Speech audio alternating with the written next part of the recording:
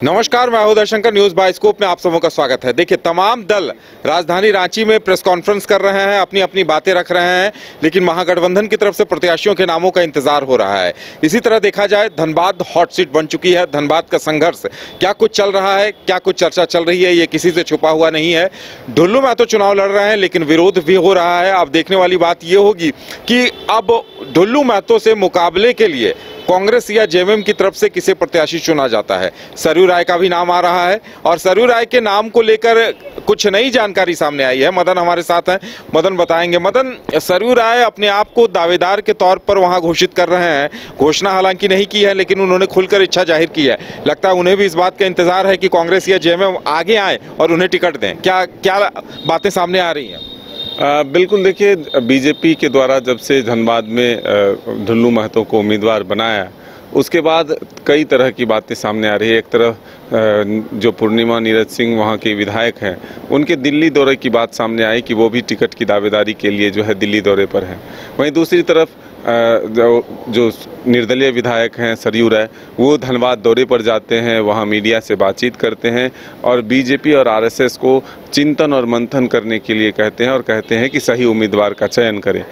और सीधे तौर पर नहीं, बल्कि परोक्ष तौर पर ये जरूर कहते हैं कि अगर मौका मिलता है, जनता वहाँ उन्हें आशीर्वाद देती है, तो फिर वो निर्दलीय के तौर पर भी चुनाव लड़ सकते हैं और जेएमएम कांग्रेस की तरफ से अगर सहयोग मिला तो भी वो चुनाव लड़ सकते हैं। लेकिन अब जो बातें सामने आई है, उसमें जेएमएम ने सरयू राय को उम्मीदवार बनाए जाने पर स्पष्ट तौर पर कहा है कि सरयू राय अगर कांग्रेस के उम्मीदवार होते हैं, कांग्रेस अगर उन्हें उम्मीदवार बनाती है, तब सबसे पहले जेएमएम खुलकर आकर के सामने जो है उनको समर्थन देगा और उन्हें जो है जिताने का काम करेगा।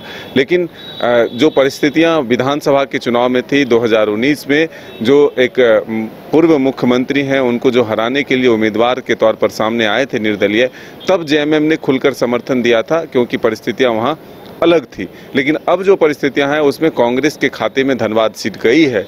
ऐसे में कांग्रेस ही यह तय करे कि वहां से उम्मीदवार किसे बनाती है। कांग्रेस की घोषणा के बाद अगर सरयू राय उम्मीदवार बनाए जाते हैं तो जेएमएम का पहला समर्थन मिलेगा।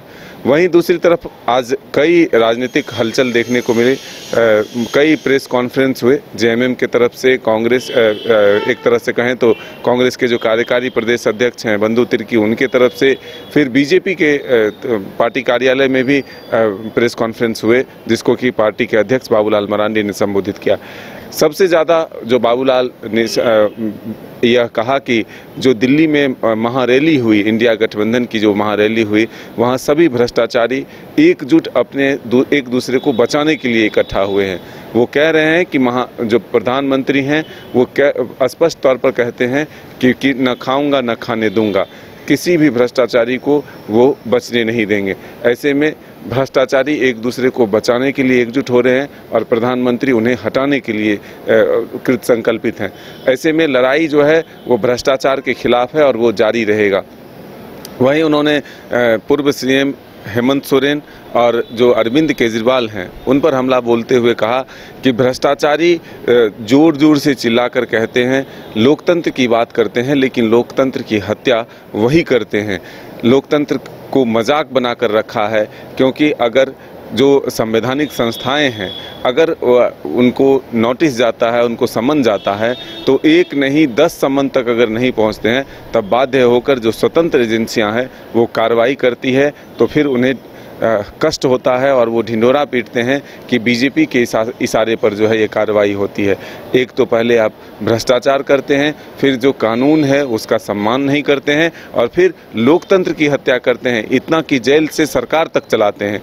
तो ये तमाम बातें आज बाबूलाल मरांडी ने कहा और कहा कि आने वाले दिनों में देश की जनता स्पष्ट तौर से बीजेपी का साथ देगी और जो ये भ्रष्टाचारी हैं उनको बताने का काम करेगी कि आखिर भ्रष्टाचार का परिणाम क्या होता है। बिल्कुल, वार पलटवार, आरोप प्रत्यारोप हर तरफ चल रहा है। इस बीच मदन, एक बार फिर धनबाद की चर्चा करेंगे। धनबाद को लेकर ये कहा जा रहा है कि पहली बार ऐसा हुआ है कि बीजेपी ने भी किसी बिल्कुल स्थानीय प्रत्याशी को चुनाव मैदान में उतारा है। भले ढुल्लू महतो का विरोध हो रहा है, लेकिन कहीं न कहीं जो फॉरवर्ड लॉबी है या इससे पहले पीएन सिंह उनके समर्थक हैं, वो लोग भी नाराज हैं। अब सरयू राय की भी एंट्री होने जा रही है।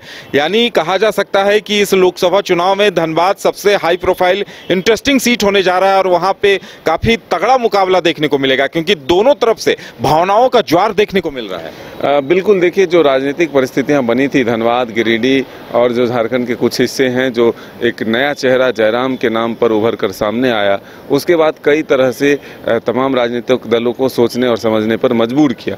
और इसी का परिणाम है कि धनबाद जैसे जगह पर, जो कि झारखंड में 2 सीटें ऐसी मानी जा रही है जहां की फॉरवर्ड उम्मीदवार होते थे चतरा और धनबाद, वहां पर टिकट बदला गया और स्थानीय को मौका दिया गया। तो जिस स्थानीय का बात लगातार विरोध लगातार ये होता था कि बाहरी आकर के यहाँ से सांसद बन जाते हैं, ऐसे में ढुल्लू महतो को स्थानीय के तौर पर जो है बीजेपी ने उम्मीदवार बनाया। लेकिन विरोध का स्वर जो है अभी बुलंद है। ये जरूर कहा जा सकता है कि सरयू राय की भी वहाँ एंट्री हुई है।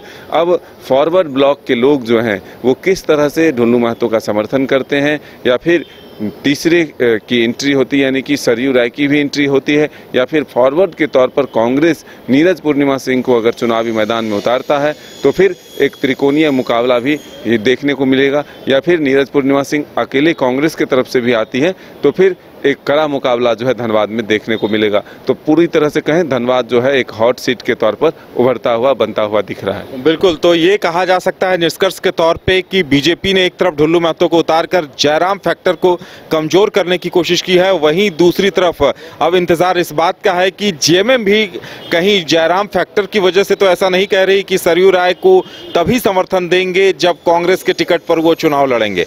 यानी बहुत सारे इफ बट अभी लगे हुए हैं। देखना दिलचस्प होगा कि तस्वीर क्या कुछ उभर कर सामने आती है। फिलहाल इतना ही, हमें दीजिए इजाजत और देखते रहिए न्यूज़ बाइस्कोप। नमस्कार।